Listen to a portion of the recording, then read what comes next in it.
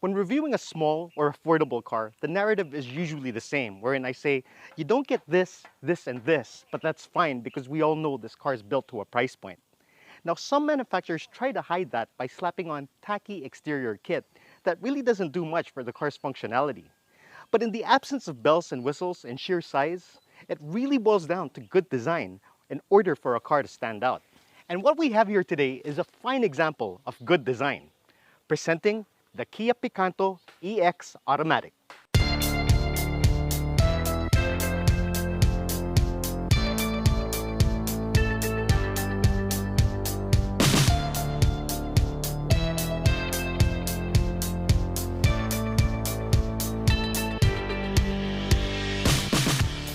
The Kia Picanto falls into the A segment category, which is really as small as they come.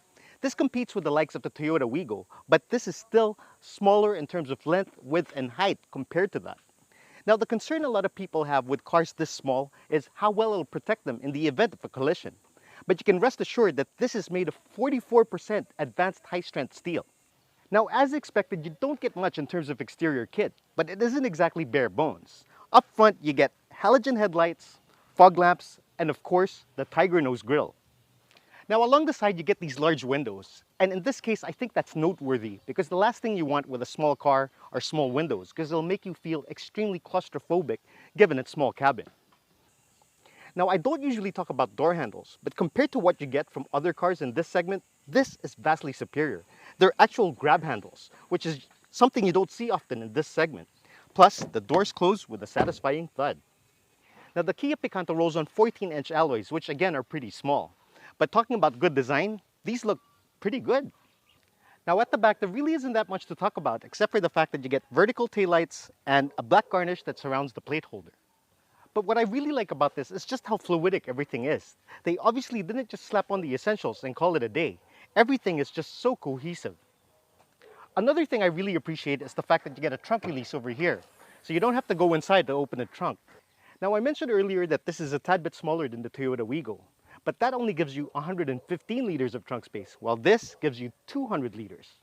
And folding the rear seats extends that to 850 liters. Again, it all boils down to good design.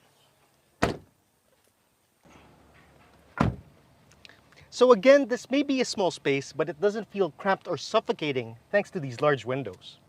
As expected, you get a sea of hard plastics, and that includes all touch points and even the armrests.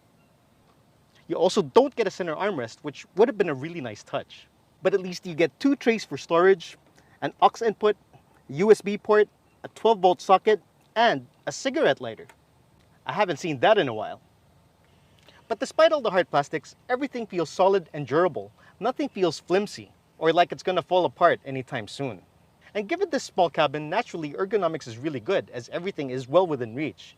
But there's also physical knobs and buttons for all the controls, and operating it is stupid simple. Kia does some of the best steering wheel controls. You can really operate this by feel alone. The infotainment system comes in the form of the 7-inch touchscreen, which again has physical knobs and buttons, which I really like.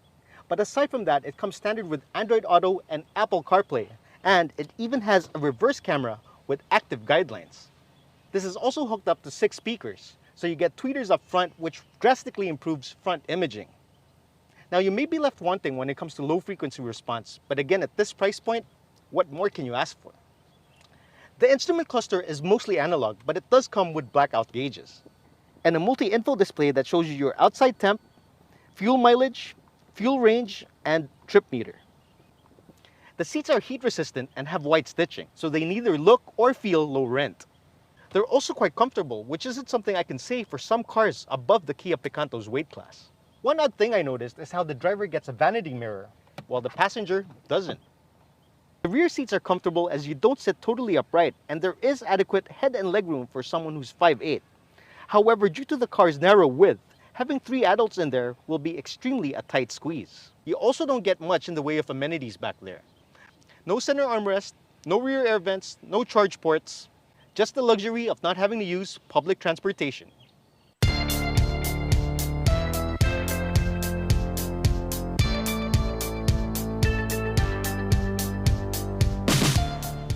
So under the hood of the Kia Picanto, you get a 1.2-liter 4-cylinder engine that pumps out 84 metric horsepower and 122 Newton meters of torque. Now that isn't much, but for something that weighs less than a ton, even with an overweight driver on board, that's more than enough. Now peak power comes in toward the tail end of the rev range, so you will have to rev this thing out to get the most out of it. But it never feels sluggish. In fact, it still feels light on its feet. And then there's that perennial question of whether or not this car can make it up to Baguio. And quite frankly, any modern day car can make it up to Baguio. But this one will do it without even breaking a sweat. Now I don't know if you've noticed, but this area where I shoot all my videos is really made up of steep inclines and hills. And this car isn't giving me any issues. This comes with a 4-speed automatic transmission, which I know isn't the most modern transmission out there. But I'd take this over a CVT any given day. It really just doesn't feel like a chore to drive. And besides, you still get really good gas mileage. This will give you about 12 to 15 kilometers per liter in the city and 25 kilometers per liter out on the highway. And when you are out on the highway, driving this at speed won't feel unnerving because it's still extremely stable. Now this test unit has around 12,000 kilometers on it, and yet I don't hear any creaks or rattles coming from the interior. And I'm sure as a media unit, this isn't driven lightly. So that really speaks towards this car's build quality. Now, a concern a lot of people may have, especially when it comes to small cars, is whether or not the ride is good, or the NVH for that matter. And while you won't really expect much from a small car, this actually does a really good job. I mean, the suspension is extremely compliant, and you hardly hear any of the noise come in, and that's a pleasant surprise.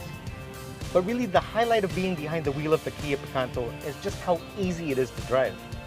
I mean, the car is small, but the visibility is really good. And the steering is light, and it's so easy to maneuver and park. And the best part is, you get all that without any of the compromises that usually come with driving a small car. This is the perfect daily driver. Usually a car this size will feel taxing and exhausting to drive. But that's not the case here. You can drive this for hours, and I doubt you'll feel exhausted.